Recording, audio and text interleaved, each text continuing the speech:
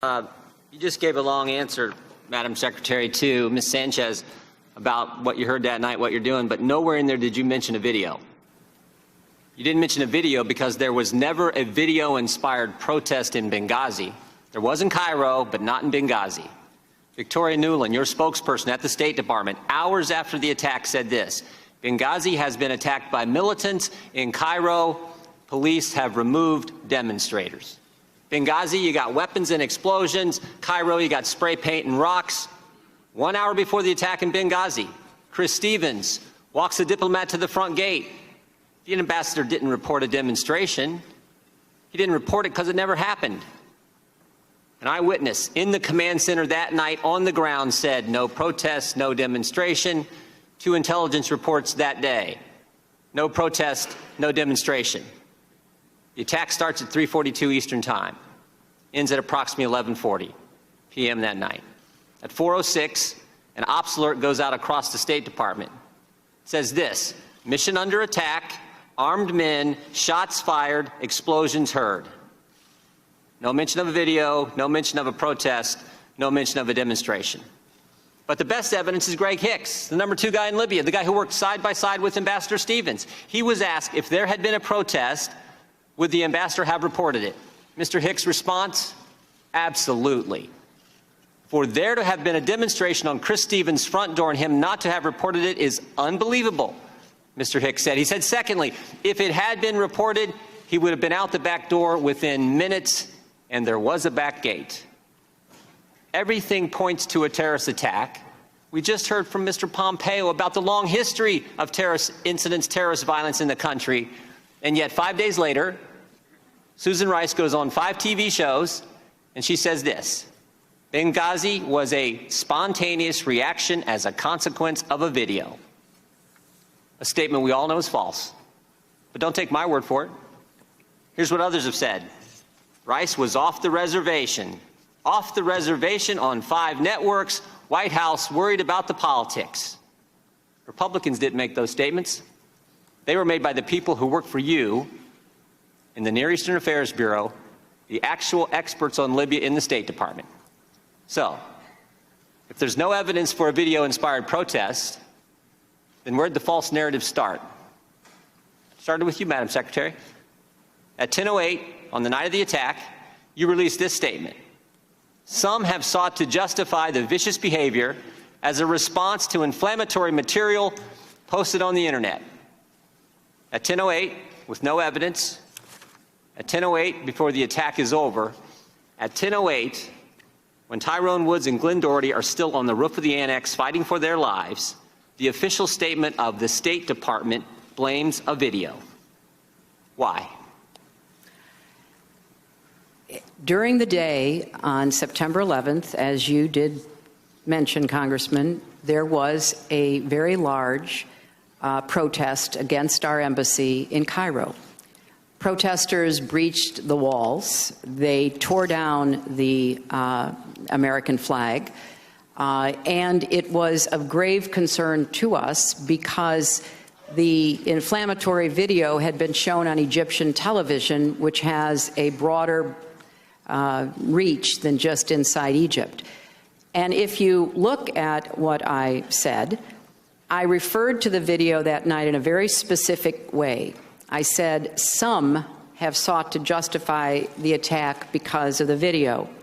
I used those words deliberately, not to ascribe a motive to every attacker, but as a warning to those across the region that there was no justification for further attacks. And in fact, during the course of that week, we had many attacks that were all about the video. We had people breaching the walls of our embassies in Tunis and Khartoum. We had people, thankfully not Americans, dying at protests, but that's what was going on, Congressman. Secretary Clinton, I appreciate most of those attacks were after the attack on the facility in Benghazi. You mentioned Cairo. It was interesting what else Ms. Nuland said that day. She said, if pressed by the press, if there's a connection between Cairo and Benghazi, she said this: there's no connection between the two. So here's what troubles me. Your experts knew the truth. Your spokesperson knew the truth. Greg Hicks knew the truth. But what troubles me more is I think you knew the truth. I want to show you a few things here. You're looking at an email you sent to your family. Here's what you said. At 11 o'clock that night, approximately 1 hour after you told the American people it was a video, you say to your family, 2 officers were killed today in Benghazi by an al-Qaeda-like group. You tell the American people one thing, you tell your family an entirely different story. Also, on the night of the attack, you had a call with the president of Libya. Here's what you said to him. Ansar al-Sharia is claiming responsibility. It's interesting, Mr. Katala, one of the guys arrested and charged, actually belonged to that group. And finally, and most significantly, the next day, within 24 hours, you had a conversation with the Egyptian Prime Minister. You told him this: we know the attack in Libya had nothing to do with the film. It was a planned attack, not a protest. Let me read that one more time. We know, not we think, not it might be, we know the attack in Libya had nothing to do with the film. It was a planned attack, not a protest. State Department experts knew the truth. You knew the truth, but that's not what the American people got. And again, the American people want to know why. Why didn't you tell the American people exactly what you told the Egyptian Prime Minister? Well, I think if you look at the statement that I made, I clearly said that it was an attack, and I also said that there were some who tried to justify it on the basis of the video, Congressman. And I think but real quick, calling it an attack is like saying the sky's blue. Of course, it was an attack. Well, we want to know the truth. The statement you sent out was a statement on Benghazi, and you say vicious behavior as a response to inflammatory material on the internet. If that's not pointing as the motive of being a video, I don't know what is. And that's certainly how the American people saw it. Well, Congressman, there was a lot of conflicting information that we were trying to make sense of. The situation was very fluid. It was fast moving. There was also a claim of responsibility by Ansar al-Sharia. And when I talked to the Egyptian Prime Minister, I said that this was a claim of responsibility by Ansar al-Sharia, by a group that was affiliated, or at least wanted to be affiliated, with al-Qaeda. Sometime after that, the next day, early the next morning after that, on the 12th or 13th, they retracted their claim of responsibility. Madam Secretary? And I think if you look at what all of us were trying to do, and we were in a position, Congressman, of trying to make sense of a lot of incoming information and watch the way the intelligence community tried to make sense of it. Madam Secretary, so all I can say is nobody... There was not conflicting information the day of the attack, because your press secretary said, if pressed, there's no connection between Cairo and Benghazi. It was clear. You're the ones who muddied it up, not the information. Well, there's no connection. Here's what I think's going on. Here's what I think's going on. Let me show you one more slide. Again, this is from Victoria Nuland, your press person. She says to Jake Sullivan and Philippe Reines, subject line reads this: Romney's statement on Libya. Email says, this is what Ben was talking about. I assume Ben is the now somewhat famous Ben Rhodes, author of the Talking Points memo. This email is at 10:35, 27 minutes after your 10:08 statement. 27 minutes after you've told everyone it's a video, while Americans are still fighting because the attack's still going on, your top people are talking politics. Seems to me that night you had 3 options, Secretary.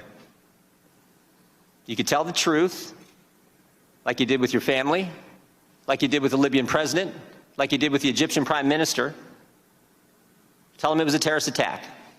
You could say, you know what, we're not quite sure. Don't really know for sure. I don't think the evidence is there. I think it's all in the first one, but you could have done that. But you picked a third option. You picked the video narrative. You picked the one with no evidence, and you did it because Libya was supposed to be, as Mr. Roskin pointed out, this great success story for the Obama White House and the Clinton State Department. And a key campaign theme that year was GM's alive, bin Laden's dead, al-Qaeda's on the run. And now you have a terrorist attack. And it's a terrorist attack in Libya. And it's just 56 days before an election. You can live with a protest about a video. That won't hurt you. But a terrorist attack will.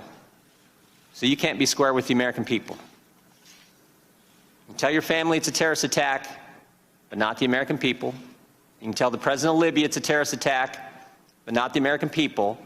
And you can tell the Egyptian prime minister it's a terrorist attack, but you can't tell your own people the truth.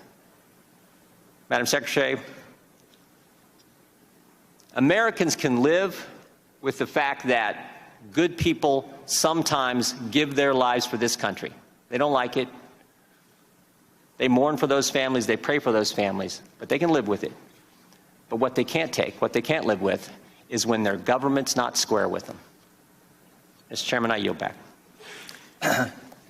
Madam Secretary, you're welcome to answer the question if you would like to. Well, I wrote a whole chapter about this in my book, Hard Choices. I'd be glad to send it to you, Congressman, because I think the insinuations that you are making do a grave disservice to the hard work that people in the State Department, the intelligence community, the Defense Department, the White House did during the course of some very confusing and difficult days.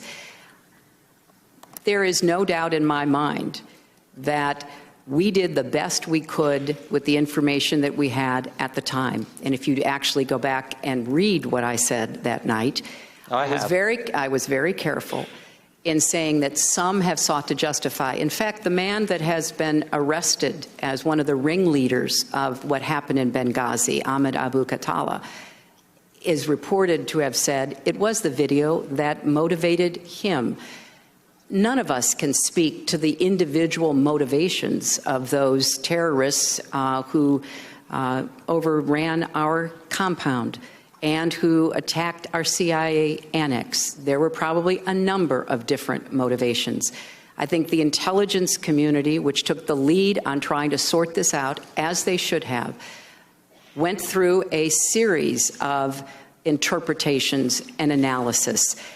And we were all guided by that. We were not making up the intelligence. We were trying to get it, make sense of it, and then to share it. When I was speaking to the Egyptian prime minister, or in the other two examples you showed, we had been told by Ansar al-Sharia that they took credit for it. It wasn't until about 24 or more hours later that they retracted taking credit for Secretary it. Clinton? We also knew, Congressman, because my responsibility was for what was happening throughout the region.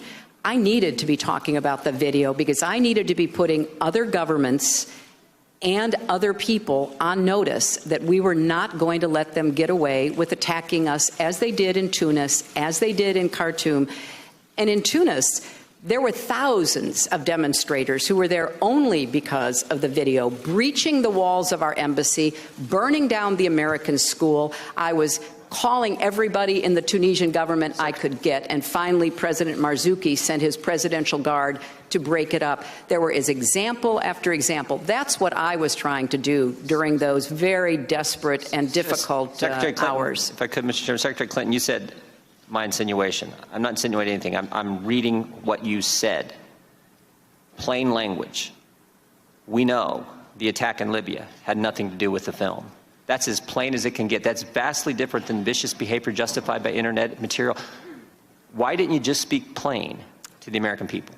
I did. If you look at my statement, as opposed to what I was saying to the Egyptian prime minister, I did state clearly, and I said it again in more detail the next morning, as did the president.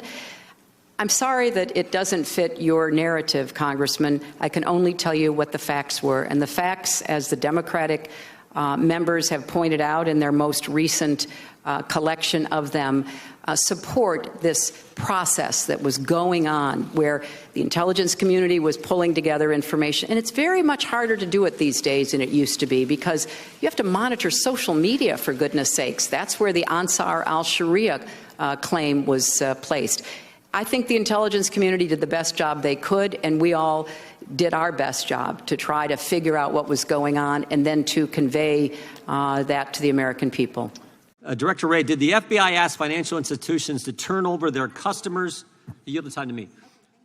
Did the FBI ask financial institutions to turn over their customers' debit and credit card purchase history in the Washington, D.C. area for January 5th and 6th, 2021? I don't know the answer to that as I sit here right now. Well, we do, because Bank of America gave us this email from the FBI to Bank of America. Well, I am aware that Bank of America provided information to the FBI, but what communications occurred between the FBI and Bank of America about it? Let's read it. To recap our morning call, we are prepared to action the following threshold. Customers transacting debit card, credit card, Washington, D.C. purchases between 1/5/21, 1/6/21. That's scary enough. But then the next bullet point's even more scary. Any historical, capital letters, all capitals, any historical purchase of a firearm. You guys asked financial institutions, at least Bank of America, we think more. Did you guys ask him? Again, I don't have the full sequence of the back and forth. You've got one, looks like you've got one email that I haven't seen before here. So I don't know that I have the full exchange that this. Well, does this email trouble you as much as it does members of the Judiciary Committee? That the FBI is asking for every single, I mean, we had members of Congress here that week, first time they're getting sworn in as a new member of Congress, their family in town, and you're sweeping, and they may happen to be a customer of Bank of America, and you're sweeping up every debit and credit card purchase of their family who were in town that week because their husband or their dad or their mom is getting sworn as a new member of Congress? And then you're also saying, overlaying that information with, did this person buy a firearm? And the question is? I'm just nervous about that. Are you nervous about that?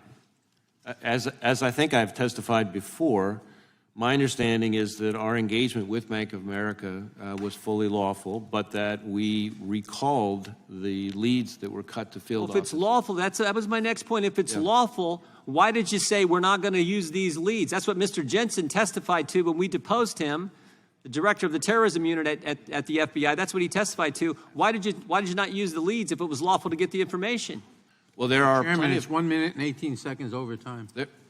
there are plenty of times where there are things that we lawfully can do, but that we decide is better that we not do. And I think that's what happened. The idea that Mr. Massey said earlier, that this is lawful, that you can ask this is scary. This is something else we're going to have to change. With that, I would